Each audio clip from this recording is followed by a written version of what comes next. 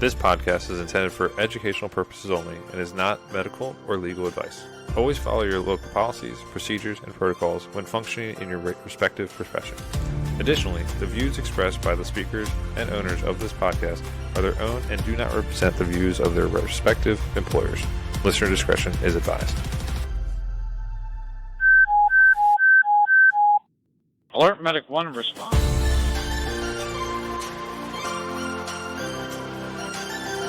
Ken, Josh, and Mustafa here. Welcome back to the Alert Medic 1 podcast.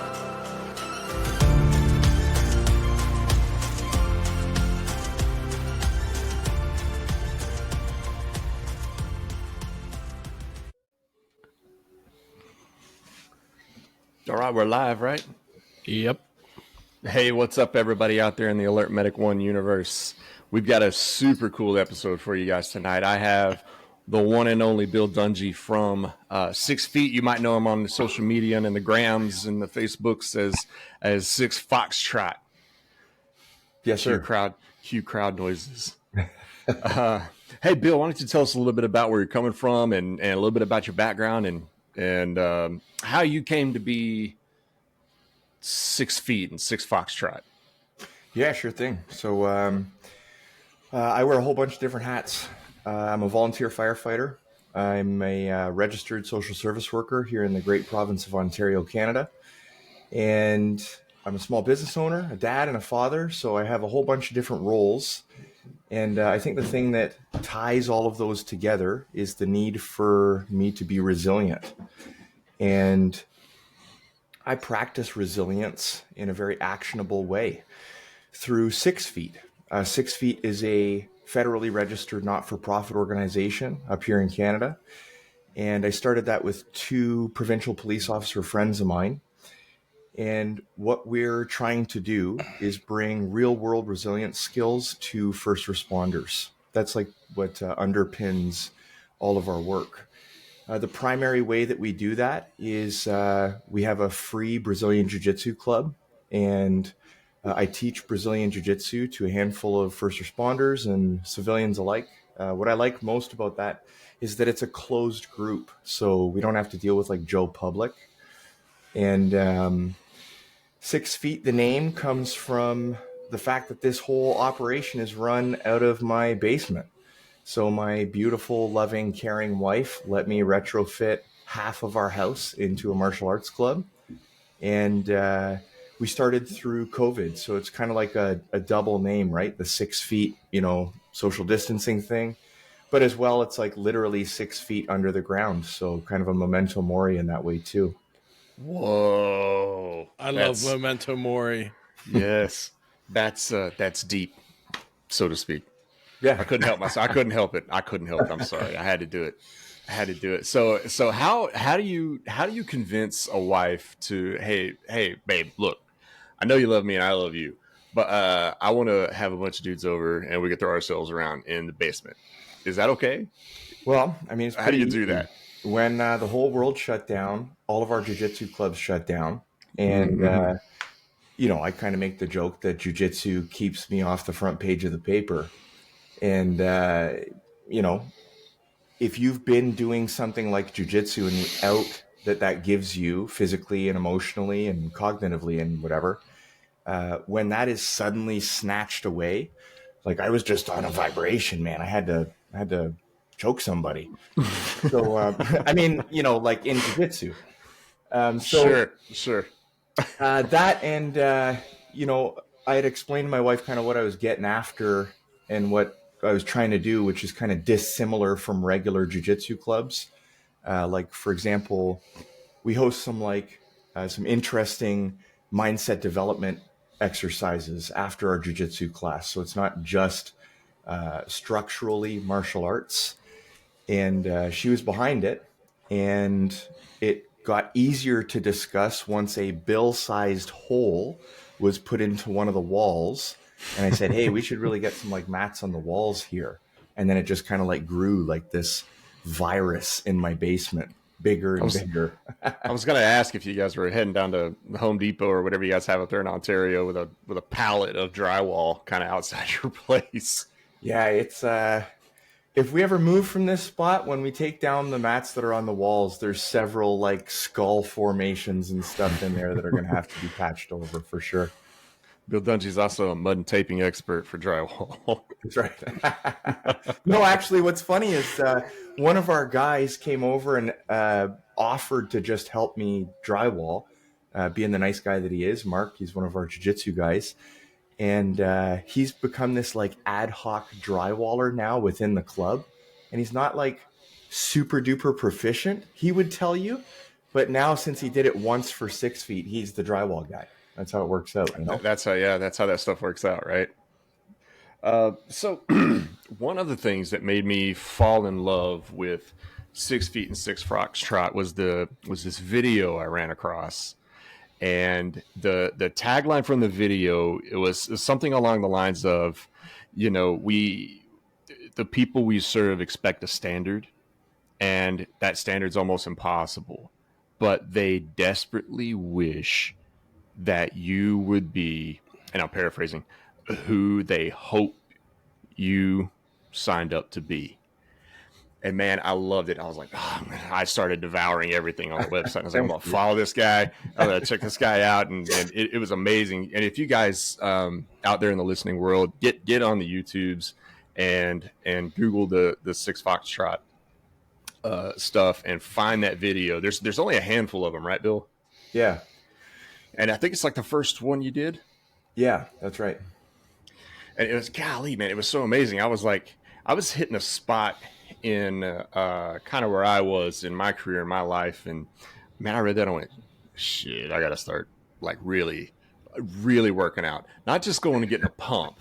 I have to really start working out. Now, there's a difference, obviously. I mean, apparently there's a difference, right? You can go and get a pump, or you can actually go and build some endurance, to use your word.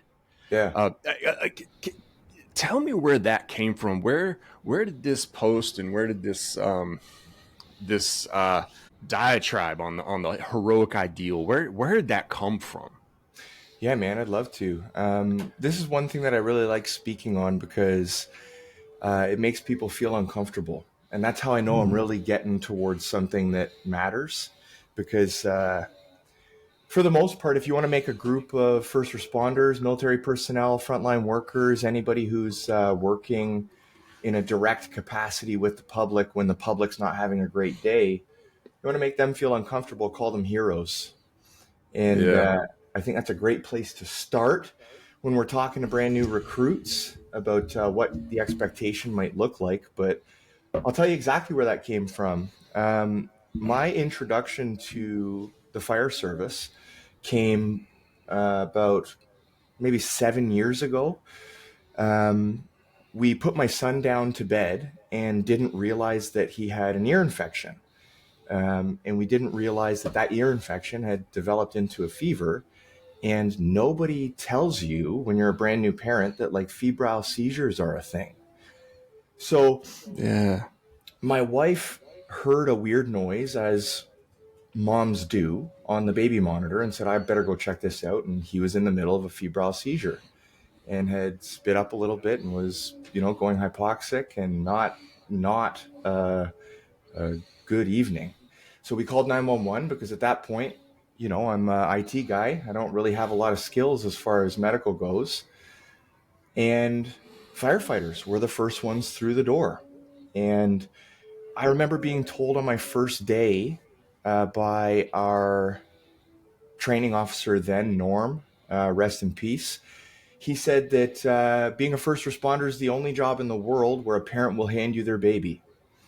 And I was that parent, like panicked, and everything's all good now. My son, John, is 10 years old and telling me all the things that he knows. You know what I'm saying?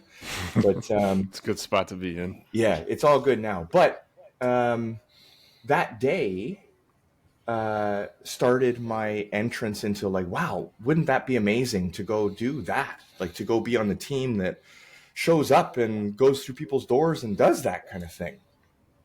And I can tell you from personal experience being on the other side of that call that I was desperately wishing, and that's the words that I use over and over as far as messaging goes toward this premise, the heroic ideal, the premise of that idea, is that people are desperately wishing. And what does that look like? That means shaking and crying and praying and desperately, please God, send me someone who's strong enough, who knows what they're doing, who's prepared, who can think, because I couldn't think at that moment, And I think that's one of three standards that we have to meet up to. Okay, so this is a part of a program that I'm putting together called the Heroic Ideal. I just delivered this through our department to all of our leadership, kind of like a leadership workshop on personal development kind of thing. So I say the first standard that you need to measure up to is the standard that's presented to you when you look in the mirror. And my argument there is that for certain, you do know whether or not you're measuring up, whether or not you're on the path, or whether or not there's things you need to be doing or focusing on or stopping if you spend enough time looking at yourself in the mirror. And the second standard is the measurement that our crew gives us. And this is where it kind of gets wishy-washy a little bit, because people get hung up on this premise that, well, I don't control what they think of me. Yeah, you're right. You don't control what they think of you, right? So it's like, if somebody wasn't spending as much time in the gym as they could be, I might say, it's not my job to follow behind you and smack cupcakes out of your hand. That's on you, right? But aside from that, I'm going to have my opinion of that. Whether that makes you feel uncomfortable or not, it doesn't really matter to me. It's the truth. And the last standard is the standard held by people that we serve. Okay, so the thinking on that, and maybe the philosophy behind that, generated this premise that people actually expect you to be a hero. How do I know that? Well, go look up any news brief about any first responder who did anything awesome, right? And pretty much instantaneously, the people running the news brief and the people who are getting interviewed call them heroes.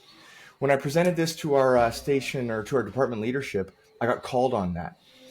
And one of the chiefs said, well, that's all fine and well, but we don't think they're heroes. They're just doing their job. That's what they're supposed to do. He said, with all due respect, the traumatic situation that you lived through with your son having a febrile seizure, for the guy showing up was just another medical call. I said, that's right. Yeah, that's right. That's the way you think about it. But that's not the way I thought about it. And that's what people are missing, is it doesn't matter what you think about it. They expect you to be a hero. So on the website, SIXFEET.ca, little self-plug there, I wrote this keystone article, which basically anchors and centers all of my work. Okay, that this is the heroic ideal is what I'm trying to articulate, and very specifically, so that I can fall back on this as this is what I'm talking about. And very recently, I had an idea for maybe a second part to this, because this explains the what. It explains like what the heroic ideal is, but not the moral imperative. This is like Ooh, I like that. Yeah, it's kind of like more prescriptive, right? That this is like, Yeah. well, here's what exists, but why should you adopt this is the second part, right? So here's the paragraph that I bring up in this leadership program to describe what the heroic ideal is. This is straight off the article. After the written tests, fitness evaluations, psychological exams, and peer reviews, you're measured ultimately by one additional standard. Despite what may be possible, they desperately wish you'll have the fortitude, durability, and passion to help every single time they call. The ideal you're expected to attain is almost impossible. The archetype we're expected to reach for includes the following concurrent characteristics: problem-solving ability within razor-thin timelines in such a way that life safety and property conservation are prioritized. mental toughness to preserve operational capacity, physical fitness that enables strength, endurance, power, and speed benchmarked against athletes, personal grit derived from experiences that demand perseverance, emotional intelligence that offers real compassion, understanding, and empathy, and skill honed from diligent training, all at the same time, all the time. Man, cue the crowd noises again. Man, that is so heavy, and that is so huge. I mean, I'm a just wee bit passionate about this one, brother. yeah, but we need to be listening to this every day on the way to work, because you signed up to do this, and there's a moral imperative to be that individual that you yourself experienced. I don't want to use the word a victim, but as our community expects. They make a call. I have a problem. Guys show up to fix this problem. Yeah. Not judge me for having the problem. Not reprioritize my problem for me. No, fix my problem. Fix my problem. In your case, your problem was your son. I would have been shitting all over myself too. Something would have happened to my son. That can get you choked up if you're not careful. Yeah. I love in that same article this kind of the way that you knock the first responder off the pedestal, in the sense of, because that's what happens to us sometimes, right? You get put up on this till you're called a hero, and like, no, I'm not a hero. It's just my job, blah, blah, blah. But for those who are called, they only need the calling. That's right. Right. They only need the calling. I love this. Can you unpack that some more for us? Because in this current environment, this 2024 environment, being in the first responder business, and I think it's the same for you guys as it is for us. There's a lot to get distracted about, a lot to I would say entitlements. It's like my dad told me when I was getting into the job. He's like, you want to get paid, go be a nurse. You want to do this, and this is what you want to do, then please go to paramedic school. If this is what you want to do, this is what you feel like you're called to do. What does that feel like to be that individual? Like, because you felt that call, and you felt that calling, and that's all you need to keep going. What is that? Unpack that for us. What is that? How does that keep you going? What is that? What is the motivation there? Wow. So, okay. So, in case there's somebody listening who doesn't really align with fire stuff, there's a team at every structure fire called the RIT team, right? The Rapid Intervention Team. So if a firefighter goes down, the RIT team is called in, right? And the way that I describe that responsibility is not only to the firefighter who goes down, but it's also a promise I make every single time I get on the truck. Every time I might say, in my example, because I'm a volunteer, right? I have a pager. Every time I charge my pager, I promise all of the people at my station and their families, I'm going to do everything I can to make sure they go home. Everything. And so what that means is I get up usually like 5:30 or so. So I'm not, it's not crazy. I got to get up at 5:30 because my wife's got to work out. I got to work out. Somebody's got to take the dog for a walk. We got to make lunches. Got to do all these things. That's not the egregious 3:30 a.m. David Goggins yelling, running down the street kind of thing. But there's nobody standing at the edge of my bed pleading for me to get up and go work out. There's nobody tonight. Let's look, for example, tonight. It's 8:21 on a Saturday night for a long weekend up here in Ontario. So I'm not saying this to blow smoke, but it is what it is. My wife was out doing groceries today and said, do we need snacks? And that's a pretty easy opportunity to be like, yeah, bring home some Doritos. But I try my best. Okay. I think when some people talk about what their best is, right? Like what is your actual best? To try your best to be the person who can reliably get on the truck and go do the job, right? And I don't think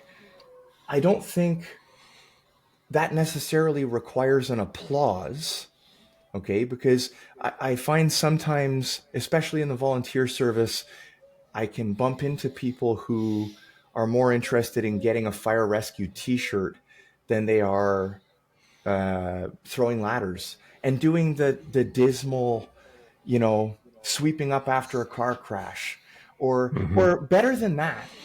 Um, here's a one-to-one example I think you could cross over with. There's a bunch of things you can do on emergency scenes that are unnecessary, but are nonetheless aimed toward the highest possible good. Okay, so take for example, now this is coming from a social service worker. I'm a men's mental health counselor, so as far as emotional intelligence goes, I can be kind of tuned into that a little bit more than maybe the regular person because I counsel people. I talk to people about their feelings. Sure. So we go to a medical, and it's not terribly troubling or traumatic. It looked like the person was going to make it, but the person's family member was at the edge of the driveway while they were being loaded up into an ambulance. And I could see from their expression that, that is troubling. That is terrible for that person. I've been there. That sucks. You don't want to watch your people getting loaded into an ambulance. So I said, you actually don't have to stand here and watch that if you don't want to. You can come over here and just stand here with me if you want. And I think it's like that kind of thing. It's like the extra 2%, maybe, right? That would I be capable of doing that if my finances weren't handled? If I wasn't doing what I could do to make sure my job was okay? If I wasn't getting after it in the gym? If I didn't manage my diet in such a way that my guts weren't upset all the time, right? And if I had a decent relationship with the people the people like living with me at home, right? All these different elements make up your ability to get on the truck over and over and over again. And I think it's like, for the people who recognize let's put it like this, okay? When my wife was like 6 years old, you said to her, what are you going to do when you're going to be an adult? She said, I'm going to be a teacher. And now she's a teacher. She was one of those people who was just she had to figure it out. I figured it out when I was like 31. I was like, oh, they came through the door. They solved the problem. After everything was all fixed, I was like, oh, I need to get my shit together and go do that specifically. Like, that's an option here in the world of all the different things you can do. You can be the guy who goes and, I always say, steers into the waves despite the storm, So I think, like, as far as being called goes, it. It's like looking at yourself in the mirror and just recognizing, like, like last night I did it again. Whatever it is for you. People have different it's that they're trying not to do. But they're like, man, last night I did it again. I know I'm better than that. And it's like the voice in your head and your heart and your soul that says it. It says the same thing about being on the truck. Yeah. Wow. When you were talking about the standards, you reminded me of that, is it Bukowski poem, the guy in the glass? When you think that when the whole world is clapping their hands for you and saying, what a great thing you are and what a great person you're doing, why don't you look in the mirror and see what the guy in the glass has to say about that? And it speaks to all those things that you were talking about. Are you doing what you're supposed to be doing? Are your finances squared away? Is your diet squared away? Which I will say, in your best, you can still screw up your guts in the best pursuit of, Oh, yeah. of eating healthy. But it's like all things, right? It's moderation in all things, including moderation. Yeah. You know what I mean? Yeah, I was just making a joke. Like, you could eat a bad tomato and that mess your guts up. Oh, that too. Yeah. Yeah, for sure. Man. Go ahead. So I wanted to bounce back to that heroic ideal stuff real quick, because I had a question about point 2 where you were worried about what the crew thinks of you. And I agree very strongly with everything else you said this entire time. But in my experience as a lieutenant and then a captain in a major EMS agency, and in my learning of 10 years going through therapy, I don't think there's anything more toxic than worrying about what people think of you. I mean, the reality is if you're doing your job right and you're delivering the expectations of that department, meeting the needs of the patient, treating your people correctly, they're going to think highly of you. Yeah. And I don't know. I worry that that thought process can lead people to obsessing over what others think. And I don't think that's healthy at all. Can I elaborate a little bit on that then? Yeah, please. Okay, so very, very crucially, and you have to forgive me, I'm tapping into like counselor brain now because it's how my brain works. But I never said and wouldn't say that somebody should be worried about what their crew thinks. It's actually on the other side, because I could do everything that I think is reasonable to try to appease somebody, and they might just not like me. Like it might just work out like that, they don't like me for whatever reason.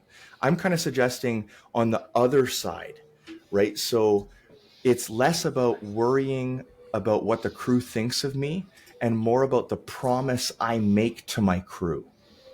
So it's like when I say, I'm going to show up at my station when there's a call or when there's a practice, I'm going to be in the best possible way to show up for my crew as possible.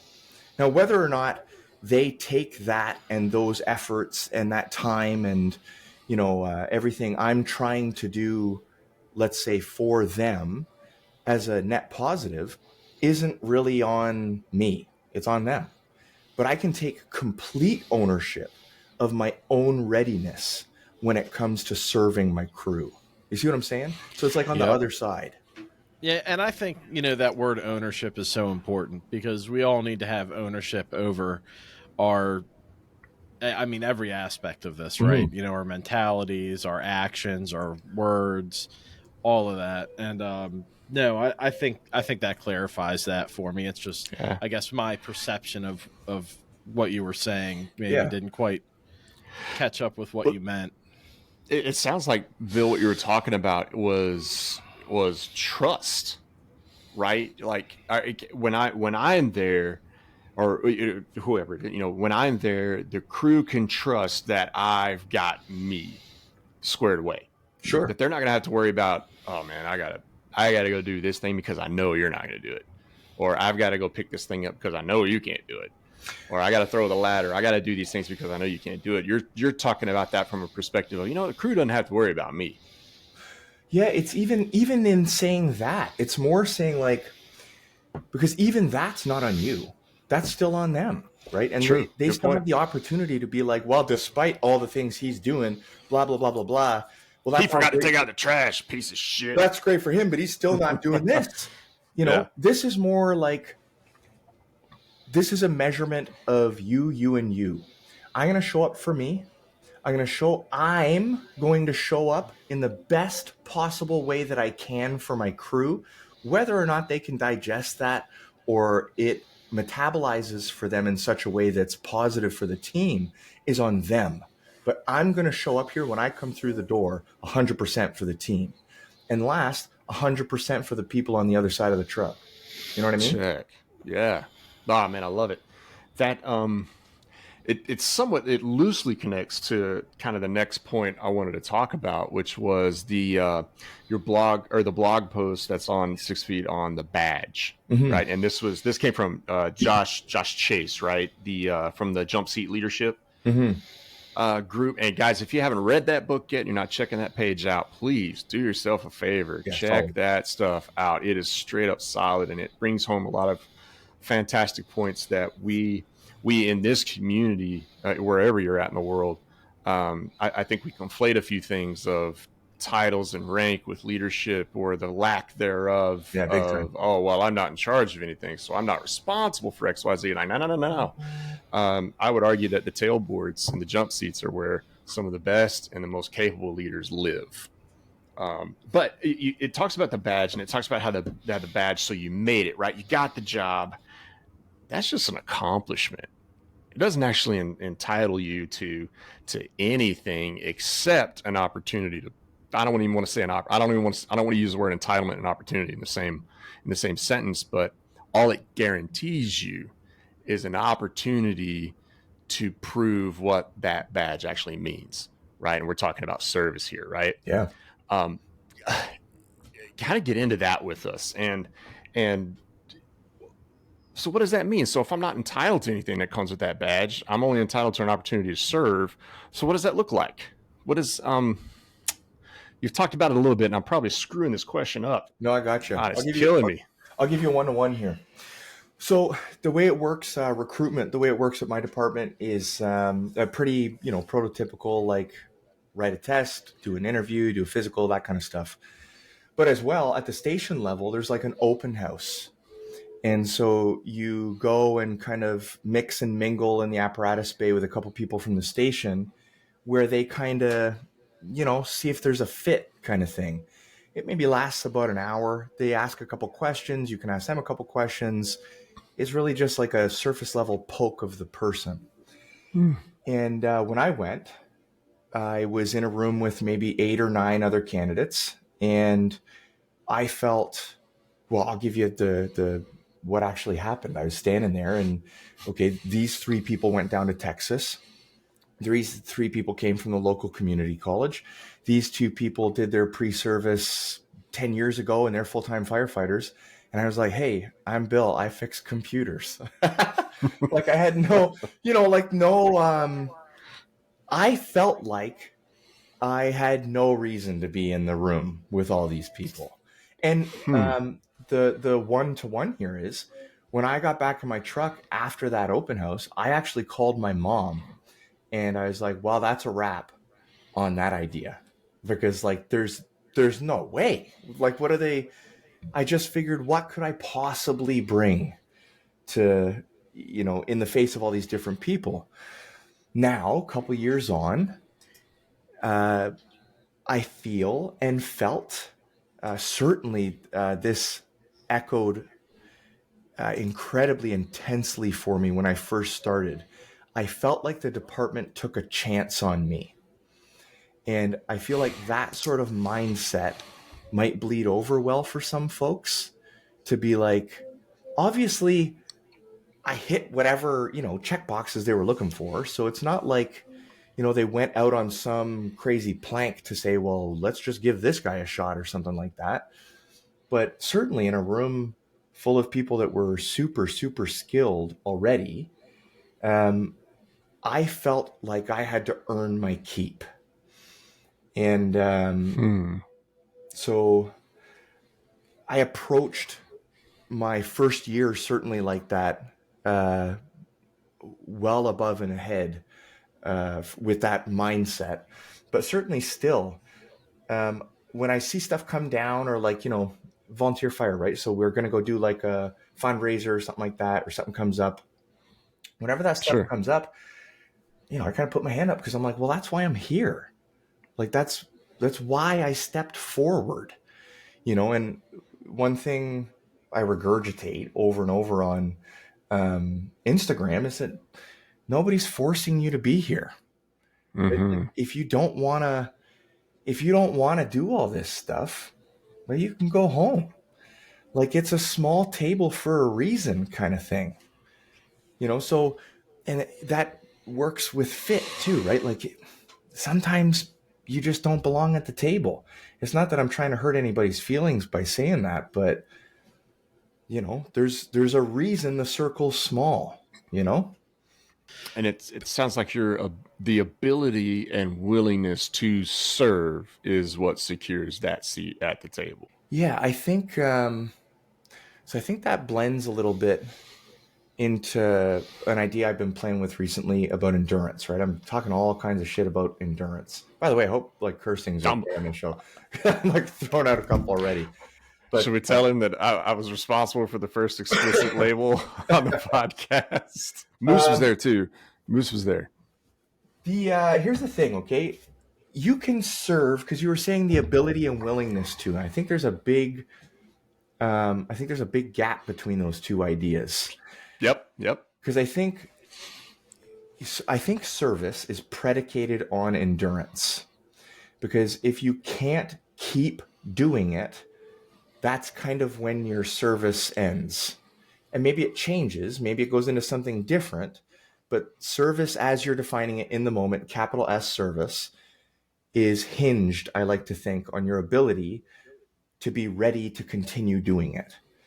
So there's a difference between your will to serve and your ability to serve, right? So you could almost rephrase it as capability and capacity. Sure, Right? it's like, Capable, willingness, capacity, yeah. endurance. Well, because it's like, Okay.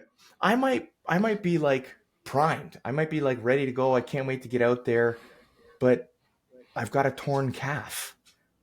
So it's like my ability to serve almost is like secondary to my will to serve, because I have to want to go out there and do it. I have to want to go to the station and help. I have to want to go to, it's not like guys who are on shift and just go to all the calls that come in, right?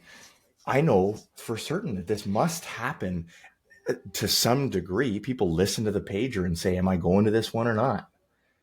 You know, but your will to go no matter what is what lays at the foundation, the base. On top of that is all your ability, including your ability to serve. Yeah, I was going to say almost endurance is the bridge between the two, but you say it actually more eloquently on your website as that endurance is the baseline of all action. Because if you can't keep doing it, it doesn't matter. You can wish for whatever you want, but if you can't keep doing it, that's the only thing that matters is endurance. And that's your hashtag, right? Gas tanks win fights. That's it, man. Gas tanks win fights. And not just physical ones, right? So we're talking mental and emotional ones too. Yeah. I mean, that lesson to me was driven home in 2017. I did the GoRuck challenge.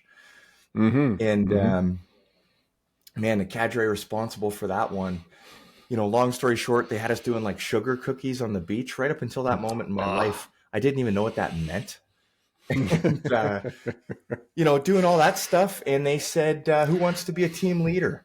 Everybody looks at each other like, this is horrible. I have no idea what that means. So no. And they're like, okay, fine. Get back in the surf, get back in the sand. Second time they asked, who wants to be a team leader? I'm like, well, that probably means this stops at some point, so I'll do it. They were like, who's your assistant team leader? So I smacked the guy next to me. I was like, that guy is. We had to go do this thing. We went and did the thing. And while we were doing it, I was kind of yelling at people, good job, you've trained for this. Like, let's keep pressing and whatever.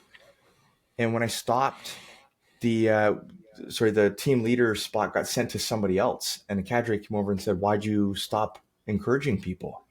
I said, well, I'm not the team leader anymore. I didn't want to step on anybody's toes or whatever. And he said, and this 2017, man, this started the trajectory.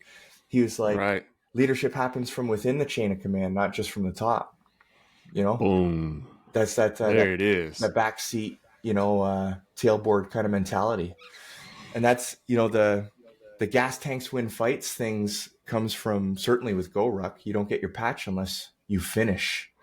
Right. And then in jiu-jitsu, it's like every new person that starts with our club, unfortunately, I put them in a position called knee on belly, right? And if you're not, used to jiu-jitsu or whatever, I basically lay you down on your back, stick my knee in your guts, and just drive that sucker down. And it's just like you can see the Mortal Kombat energy meter just going like, it's horrible.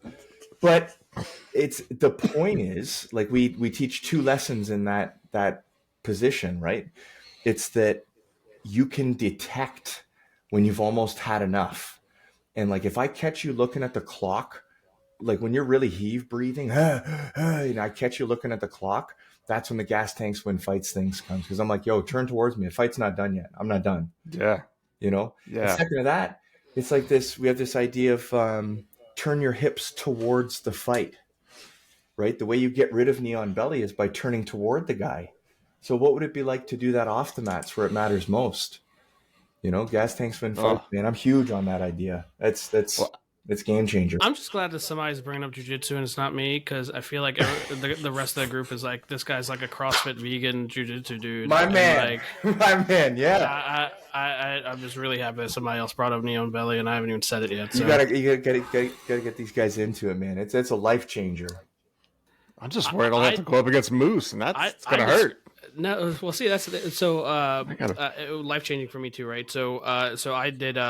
You'll appreciate this, Bill. I was a dumbass and was transitioning from I was doing a chair sit from twisting arm control, and I was facing someone that was way lighter than me, and tore my meniscus because I put weight on my ankle instead of where I should have been, which is my hip through their hip. Yep. And so I'm just now getting back into training, and no, life changing. I started in September of 2021, and it's hard to emphasize how much it was changing for me, not just from a physical fitness perspective, but from a mentality perspective. Quite frankly, I wonder how I worked as a paramedic without the training, because it's hard to remember a time now where I didn't, and I'm brand new, right? I'm only a couple years in. I'm brand new, but no. So I appreciate what you're saying. I got a couple questions for you. Have you read Principles by Ray Dalio?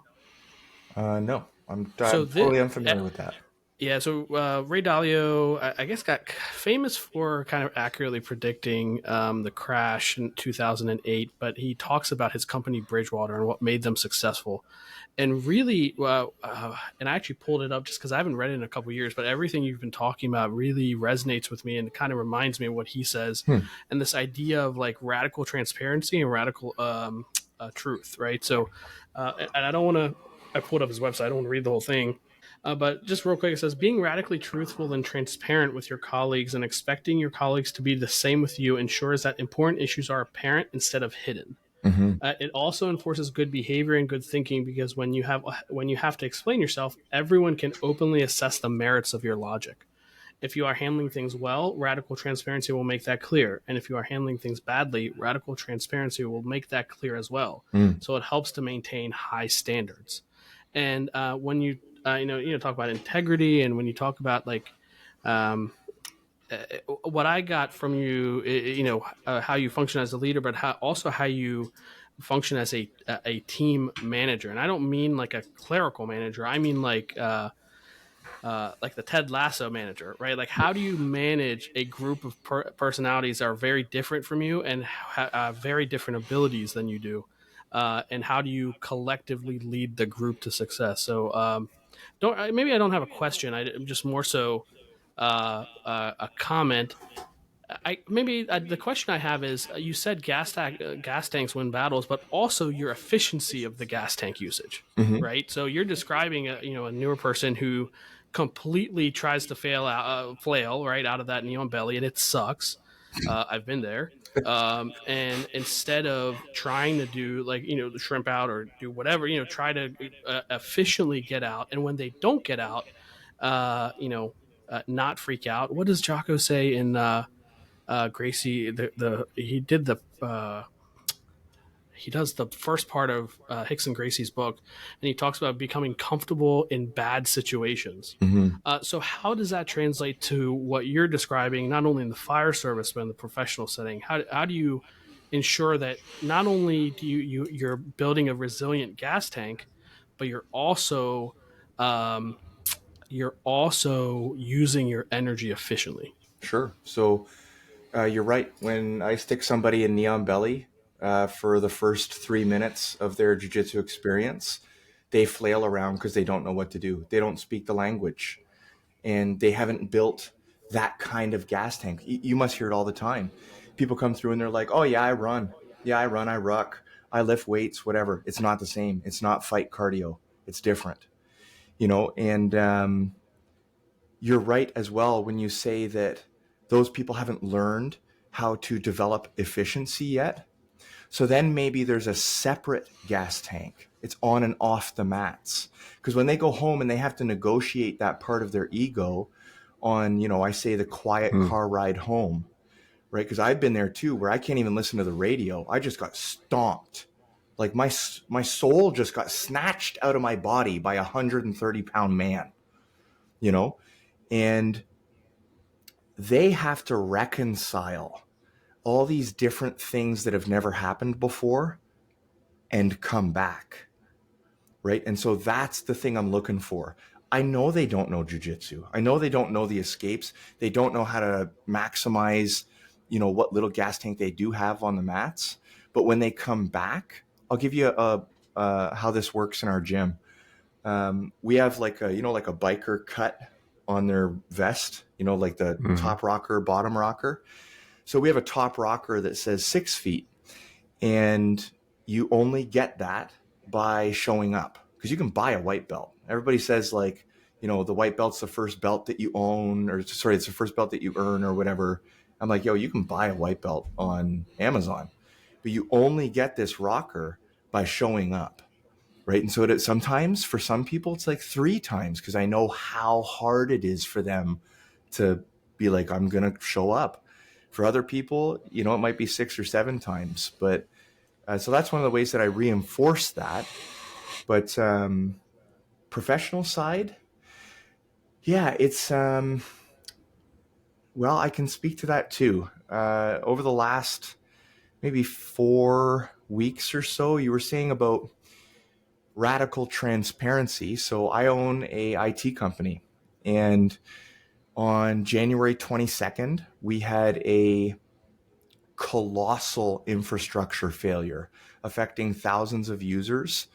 And that spanned about 8 days, where we were absolutely hemorrhaging money to try and stop this problem from happening. That ended by way of my migrating all of those users to a new platform that I paid for, because we couldn't solve the problem. All the layers of redundancy that I had set up in place to prevent this from happening failed one after another. And we actually had a conversation within our organization to the tune of some people saying, well, let's just tell them it'll be fixed in 2 days. The pressure that I was putting on us as an organization for messaging was, we're going to tell the truth about every single question. And if they don't like it, that's fine. If they're angry, that's fine. But, you know, my buddy Ben always says, nobody will blame you for telling the truth. You know, and so that carries over in fire too, right? Like when I first started, another thing I think brand new firefighters could do well to adopt. I used to ask people, like, straight up. I'd say, hey, when we get back to the hall, can you give me some feedback? I've never used a fire hose on a real fire before. That was friggin' wild. Can you tell me if I did it okay? You know, I had never done CPR on a person before, you know, not just a CPR dummy. So I would go to somebody like who was in a position of junior leadership and say, did that work out okay? If it didn't work out okay, can you tell me about that, so that at least I can do something about it on the back end, you know? I gotta ask. Sorry, Cody. I gotta ask a follow up. So, Yeah. Because I certainly appreciate. I love like what you're saying here. I want to. I don't want. It's not pushing back. It's maybe exploring more of what you're saying. Certainly the person that comes back after getting smashed every round for a half hour rolling, right? Yep. There's something in them that makes them want to come back, right? Yep. Or maybe, whatever professional surrogate example you want to use, whatever. Right? Yeah. But we're capturing a certain subset of people, but we're also missing people that could be just as good, right? How do we create an environment where we can be radically honest with people, right? But also cultivate the folks that we're missing. Because certainly I would say that those folks have background experience that are going to make our team more robust and more effective. But they might have other, I don't know, who knows, any number of reasons, right? Some people are just not going to come back, right? That's the reality. Some people are just not going to come back. What's Tyson saying? Everyone's got a plan until they get punched in the mouth, right? Right. But I feel like we're missing a subset of people that we are not going to have the most effective team if we lose these people. Number one, you can just tell me to pound sand if you disagree, and if you don't, then I just want to get your thoughts on that. Sure. I'm interested in one percenters. So, where Yes. where that comes from is my comment earlier. It's a small circle, man. Some people ain't going to fit in. And if that means I have to lose out on maybe a 70%, hitter, I'm kind of okay with that. And in some circles, right? So when it comes to building out a jiu-jitsu team, I'm 100% okay with that. If you don't want to come back, you don't belong here. That's what it is. When it comes to hiring for an IT company, different story, because it's a different context. If take for example, one time, I always think about this girl. I was interviewing for a new position we were hiring, and she came in, sat down, and the baseline like introductory question. I said, "Hey, how are you? Tell me a little bit about yourself." And she started crying. And I was like, "Oh my God, like I wasn't trying to upset you or anything like that. Like, I was just trying to start a conversation here. I hope everything's going okay." And so toward what you're saying, I wonder what that person who interviews like just horribly and that specific situation just doesn't lend well to their personality, what they could have brought to the team. Sure. But Okay, so I think you just said the opposite of what you said before, right? So in one sense, so I guess you're saying it's circumstantial. It's context right? driven, yeah, for sure. Yeah, that's fair. Yeah, because like I would, if you were to say that you were only a one percenter, I would vehemently disagree with you. Mm-hmm. But I see where you're coming from. Again, like Ken and I were talking about this earlier, right? We are suffering in every first responder field, right? We do not have the luxury of one percenters. Yeah. We don't. We can certainly cultivate and try our best to create the one percenter like you're talking about. I was actually talking to somebody else today, like certainly emergency responders, the field of emergency response is not for everyone. But we can do better as organizations. We can do better as leaders to cultivate folks to be a more conducive team environment. But I also agree with you that sometimes it's just time to push through the door. Yep. Right. Yep. And certainly there's situations like that, but we can add as many barriers as possible as leaders, because if we're taking ownership, right, if we're taking true ownership, every time that person leaves, right, a part of it, maybe we could have done better. That's how take radical. Yeah. That's how I take radical ownership, right? Even if it's a mind game, right? Even like how Jocko says, sometimes it is a mind game. Sometimes it truly is not your fault. But if you follow that radical ownership mentality, certainly it's a vehicle to optimizing yourself and your leadership method. So no, I think I agree. I think I agree with you. I think you could take it a step further, Moose, and tie both of them together really, really well. In that, to your point, Moose, not in the industry, we don't there, and even in the air medical side of things, we're not settling for folks that we never would have settled for before. But now, instead of looking at who's the one percenter right now that deserves to be here, that's what you were looking for 5 years ago. Nowadays, you're looking for, who has the capacity to learn what it is we have to teach them to make them, in a period of time, that one percenter that we need. Right. And that's where, to your point, Moose, that's where the leadership and ownership piece of it comes from, because you can't go, all right, we hired this dude and they suck. You can't do that. Right. You hire the person, you've invited this person onto your team. Well, now you have a responsibility to that individual to make them successful within their capacity. Right. Now you could beat the dead horse if you want to, and hope for that one percenter to emerge that just doesn't have it. That's where programs like what you were talking about before, Bill, where some of those initial entry trainings do involve things like sugar cookies. And for the uninitiated, that's where you go get really, really wet, and then you get out and you get sand in everywhere. And I mean everywhere. Because I can't help but think of an example I had where I was working. There was a paramedic who had gone through multiple field trainers, right? And the guy was on his last leg, and everyone had written this person off. And as a last resort, I was asked to work with this individual. So what did I do? I took a completely different, I don't know what they did, honestly. I did every day. We came in, we checked the truck, and then we went upstairs to the classroom and we hammered something, whatever that was.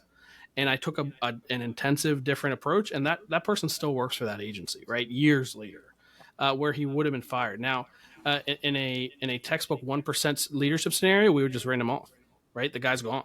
And how many, from an operational standpoint, how many overtime hours would have had to have been made up that would have cost the agency, right? What would have been the cost of all the people that then he has trained that then would have been lost, right?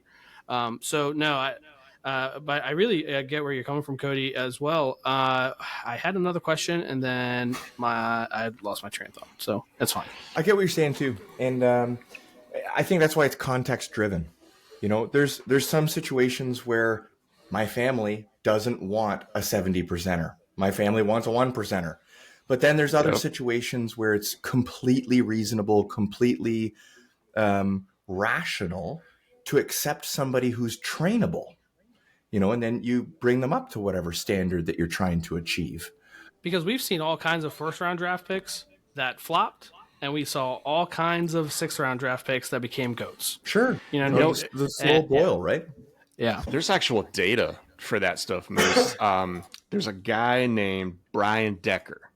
He was a Green Beret in the military, and he was put in charge of all of the assessment and selection training for Army Special Forces, the Green Berets. And they looked at him and they said, hey, listen, we've got a 70% pass rate on assessment and selection, but and I think it was like 30% of these dudes are actually making it to a team. So they're not making it all the way through the training pipeline. And he went through and he looked at these folks, and he had something like, was it 1,200 data points that he was looking at per each individual candidate, and was, without getting into a whole nother podcast on this stuff, but he had basically discovered that there was character issues, right? The character of the individual was what ultimately made them successful or not successful, or trainable versus not trainable. The theory was, I could train you to do more pull-ups and more push-ups and run faster. You could physically train the body to do that, but you can't make a team guy out of somebody that's not a team guy to begin with, right? And to take it a step further, so then he went on to what did he go to, the Browns in the NFL? So the NFL picks this guy up and goes, well, we're going to fix our recruiting problem real quick. So he goes from the Browns to the Colts, and he does the same thing.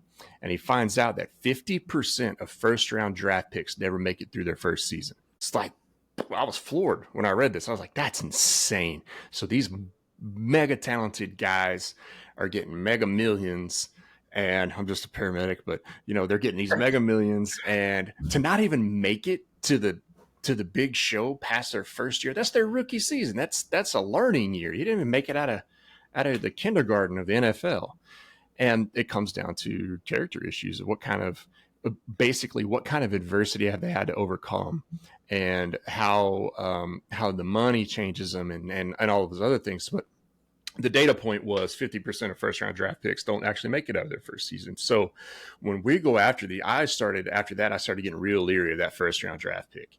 That one that was like, oh man, we got to have this guy. They're just that good. We got to have him on the team, only to find out on the back end of it that, there's a character problem here that I now have to manage out of the organization. It's a nightmare from a leadership perspective. And you can only take so much ownership for that, right? You can only train, and you can only train, counsel, coach, mentor until you've now reached the point where you have to make that therapeutic extraction. And I mean, that attention itself can be toxic too, right? So like that attention then might cause this loop, right? Where you're like, they'll start believing, oh, I am really the shit. Mm. And maybe I don't need to do that extra rep. Maybe I can Yeah. let off the gas a little bit. But that's a And character then thing too, right? exactly, yeah. Well, it's a character thing, but also I'd say it's also lapsing into human nature, though, right? Like because there's a oh man, who said this? There's a general path that everyone wants to take towards not disorder, but just relaxing, right? What Jocko says, like he wants to sleep in every night, or every morning, right? You know who's terrible at waking up early? I am, right? But it's a battle every day that I don't win, right? Somehow Jocko wins it every day. I don't, but you start wanting to relax a bit, and you start believing that, oh, maybe you don't even realize, oh, that you're doing it. But you know who's not taking that break? The guy who's projected to go last, right? The guy who's projected to go last, I guarantee you is doing that extra rep, and I guarantee you is taking the extra rep, running the extra mile. And how does this translate to EMS? How does this translate to any first responder? Listen, I went to a shift today. And on my way to work, I'm thinking protocols, right? I'm thinking, okay, if I see this, what can I do?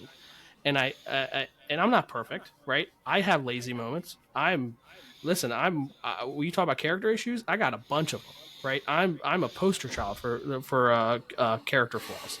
That being said, you have to take ownership of those, and it's a daily battle. And sometimes you're going to lose. You just got to be okay with you can't be really okay with losing, because then that's a slippery slope. But you got to be okay with getting back up. And You now have to be okay with. You have to be okay with it though, because Exactly, yeah. it's just something the Bill says. Losing is the process of endurance. Yeah. I guess, maybe that's not the best. Like what I was trying to say, I was really trying to say that you can't become comfortable with losing. I guess maybe that's Yeah, what I you was trying can't to say. accept it, I right? can't Don't accept accept it, it. yeah. You can't accept it. But what unpack that for us, Bill? So help these folks get their heads around losing as the process of endurance, right?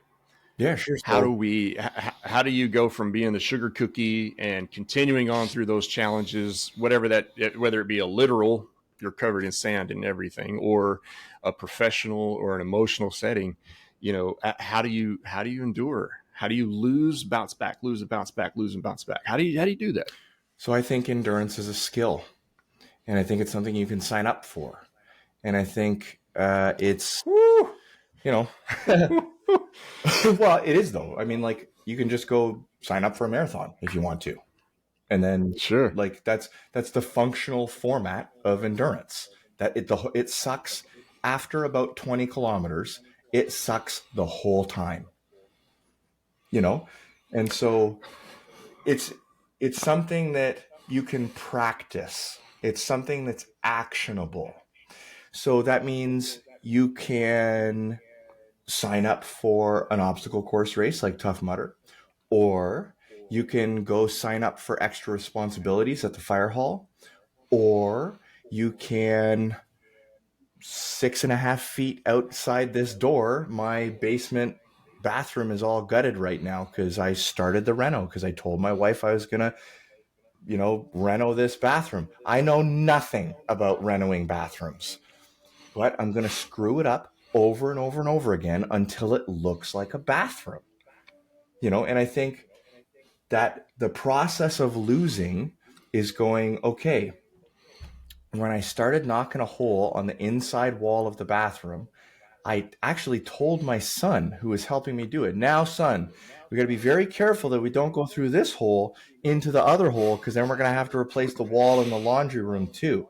It turns out we're replacing the wall in the laundry room too, because Dad's. It's a good thing you know a drywall guy. Yep. Yeah. Mark will be doing the wall in the laundry room. But it was like swinging the sledgehammer. I put it through the wall. It went through the other wall. And I went, okay, well, I just screwed that up. And so now I'm going to do that too, I guess. So I think the trouble is losing is scary. And losing, it's not only scary, but it hurts and it sucks, and it can affect your personal worth if you lose often enough without like a win in between. So I think that plays upon, if we're going to look at losing as the process of building endurance, that means on the other side of that, you have to plan the same way that we plan to lose in order to build endurance. We have to also plan to look for, attainable wins, so that when we win, we can build up that foundation, so that the foundation gets strong enough and tall enough that when we lose, it's not earth shattering. It's like, okay, well, I lost again. So now I'm just going to get back at it and keep doing what I know I do, which is stay in the fight, turn my hips toward the fight, and get some action here. Yeah, it's there's some stoic philosophy in there, right? Because Yeah. losing is it's an assault on your ego, Yeah, big time. right? I'm knocked a hole, like I'm the worst. I'm almost banned from doing home projects because that one hole is like, son of a bitch, and I throw the hammer the other way, Yeah. and then there's a hole in that wall too, and I broke the hammer. Yeah. Right. So it's just, and you're just, I'm like, I'm an idiot. I'm a fucking Neanderthal doing this stuff. So it's an assault on your ego. And the trick is, correct me if I'm wrong. So the trick is to detach the loss from your identity and saying, look, all I did was lose. That does not make me a loser. All I did was fail. I am not a failure. And pull apart the lesson, like Tim Grover says, and I've been saying this for a couple of weeks now, of like, when you lose, don't jump right back up. Stay down there for a minute. Oh, feel it. Figure it out. Feel it. Yep. Feel it. Figure it out. Figure out why you lost. Figure out what decision it was that you made, and then get up and start training, and then start winning, right? So the second you get up and you start moving forward, that's where the wins are starting to happen. Yeah, because big feelings are there for a reason, right? So like if you just ignore the big feelings and you're like, oh, I'm a winner and whatever, and you go and just try to attack again, well, you're just kind of like stuffing all them down, and everybody knows what happens when you do that, right? When you're saying like, pulling things apart and looking at it like that. So, if this was like a counseling thing, I would say that, everybody can sometimes have these automatic thoughts, right? And that's what pops into your brain. You don't have any control over it. It just materializes in your brain. And so, like, say if you put a hole through the one wall and then threw the hammer and the hammer broke, you'd be like, of course the hammer broke. I always break the hammer. I always break the hammer because I'm an idiot. And that's like how the automatic thought comes up.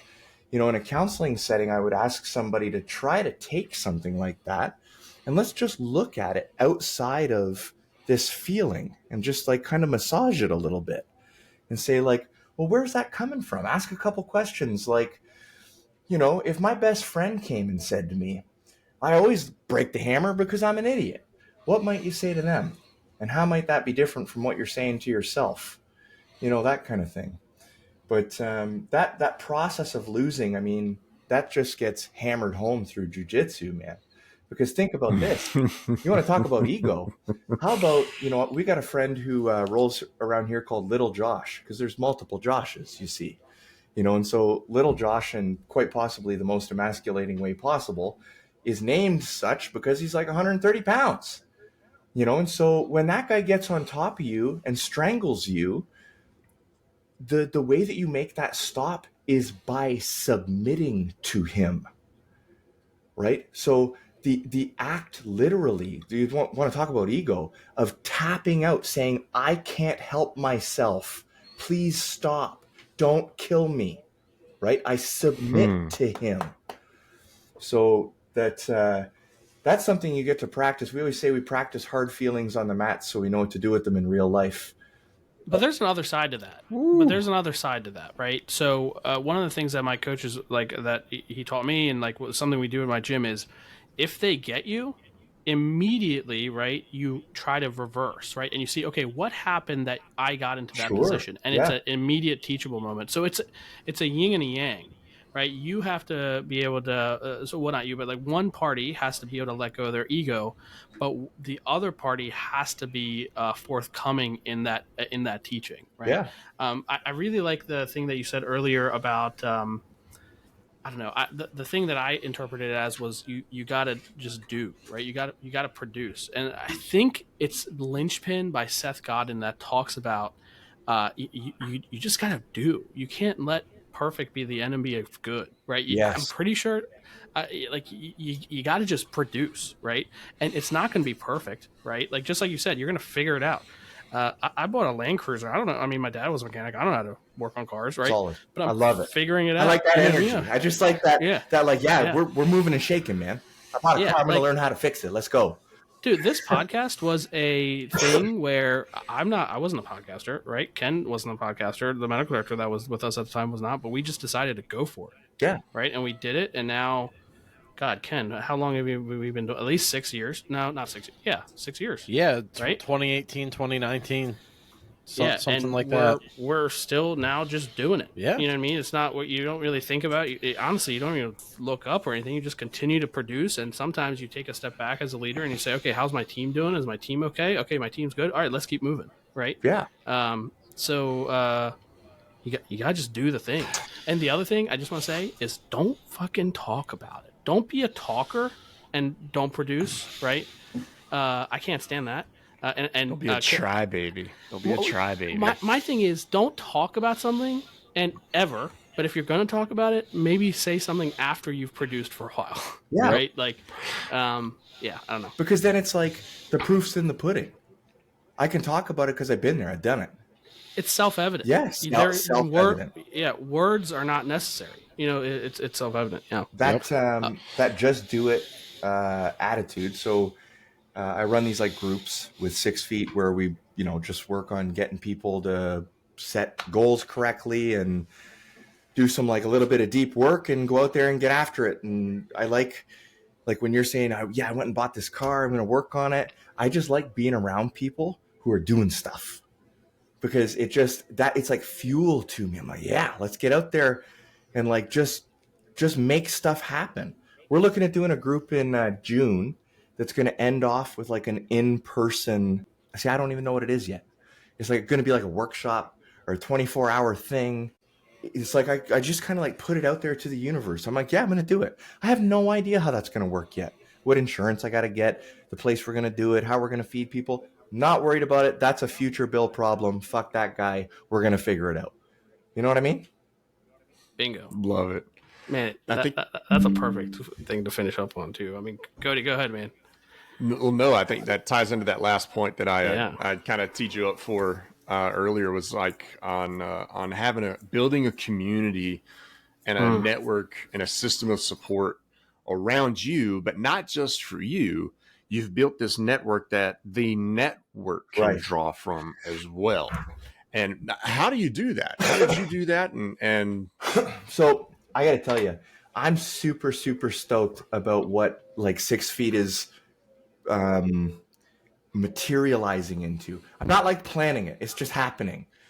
And this comes from, and it's more focused now than it has been in the past.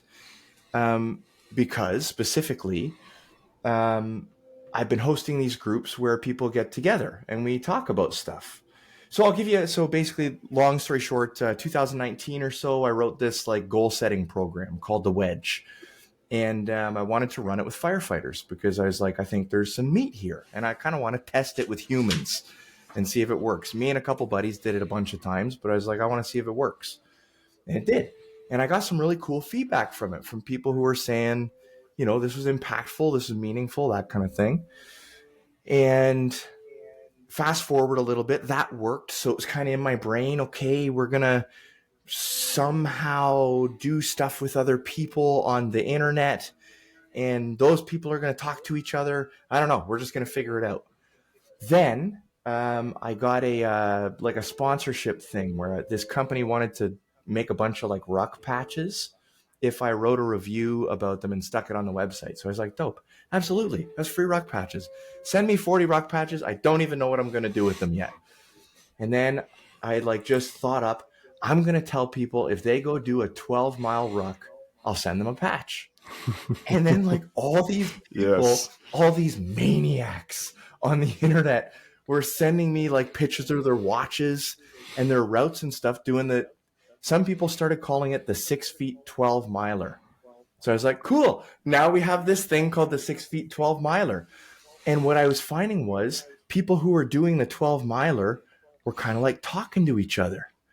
And so I was like, Hmm. oh, okay, so there's something about people who are out there getting after it, are kind of looking for people. We ended up finding a couple people in the same city who did it, and then connecting them together.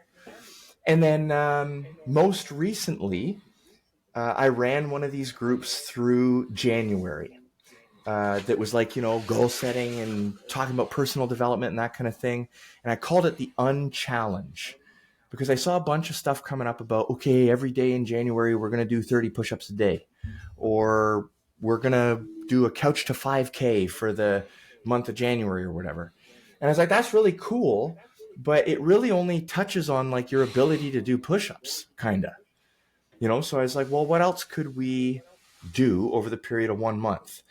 And I got together 50 people, which to me was like, I was like, holy crap, there's 50 people signed up for a challenge that has no posted prerequisites, no plan, no like you might have to do this or you might have to do that. And they just signed up, good to go, join the WhatsApp group. And they were like, I'm down. Tell me what to do.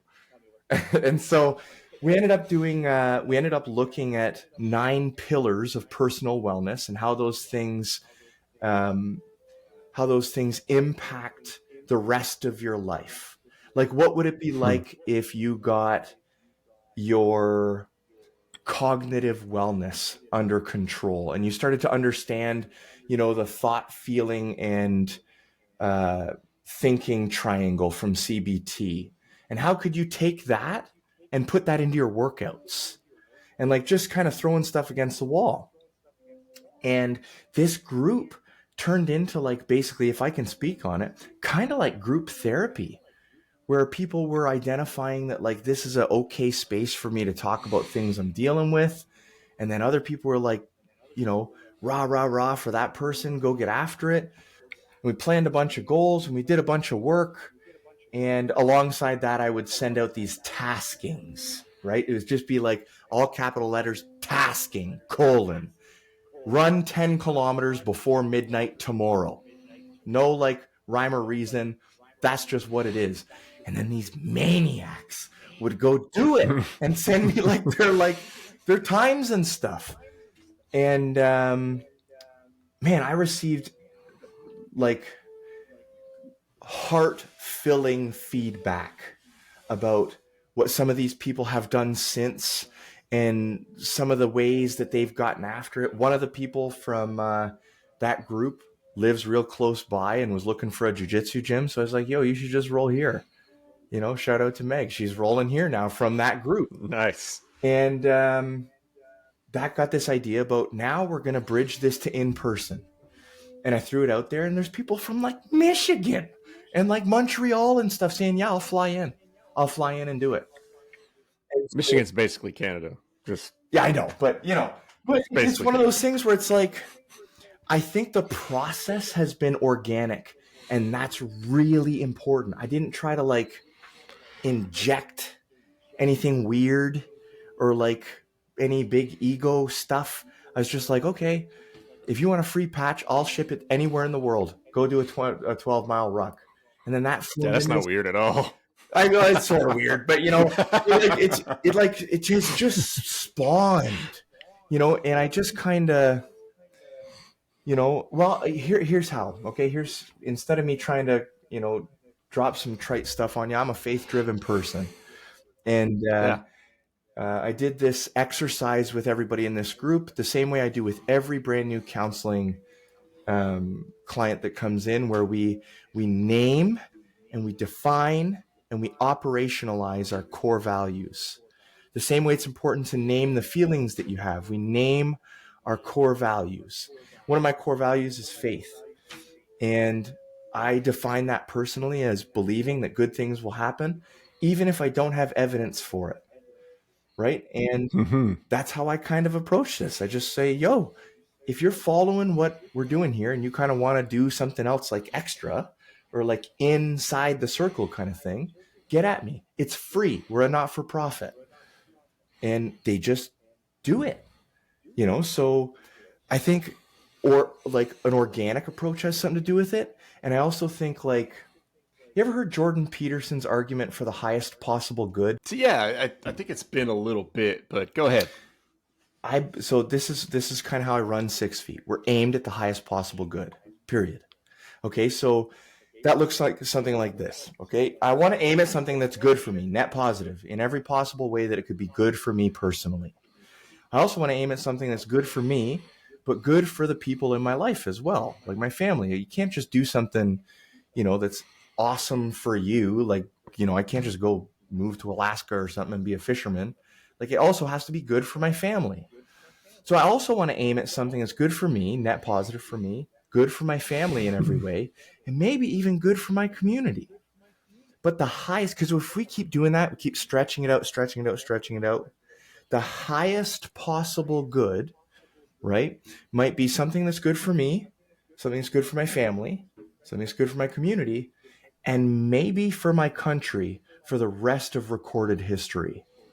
Maybe I could aim at something like that. So maybe I could aim at something like equipping first responders with actionable resilience skills that they can take back to their teams today for free forever. You know what I mean?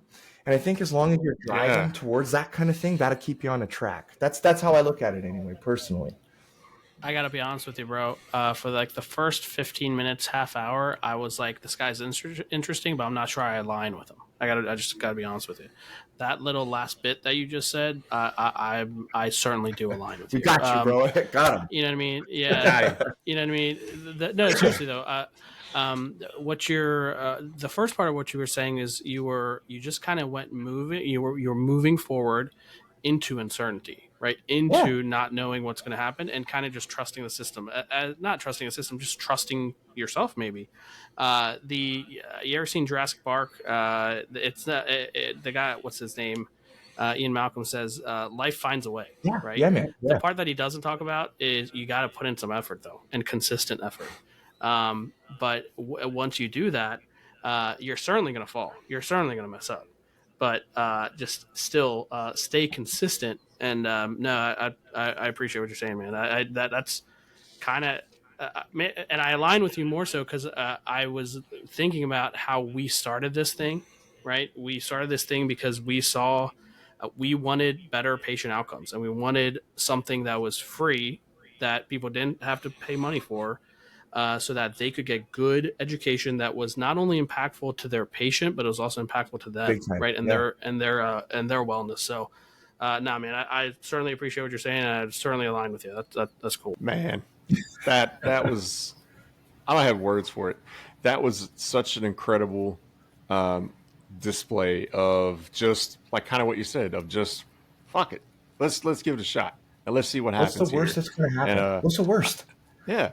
What's the worst? They're not going to walk 12 miles with 35 pounds. Oh, God. Yeah. That's going to be a problem. I still owe you a 12 miler, by the way. Yeah. But, yeah. But, hey, you guys have anything else for Mr. Bill? No, thank you so much, Bill. There's a quote from The Martian that is ringing in my head, but I don't want to mess it up. But basically, it says something along the lines of like, when, and I'm going to mess it up, but basically, when life gives you a shit sandwich, you can either let it be a shit sandwich or you can get to work. Yeah, effectively, right? Man. It's a choice. It always is. Yeah. Yeah. Don't go anywhere after I stop recording. I got a few other questions for you, but I know we got to finish this up. So. Yeah, no problem. Cody, it's all you, bud. Hey, Ken, what were we going to say, man? No, nothing. I was just telling Bill thank you. You're welcome. Drinking my tea. All right, folks. So this has been another amazing Alert Medic One podcast with Cody, Ken, and Mustafa talking to Mr. Bill Dungee from 6 Feet. Mr. Bill, where can people find you out on the interwebs? Yeah, sure thing.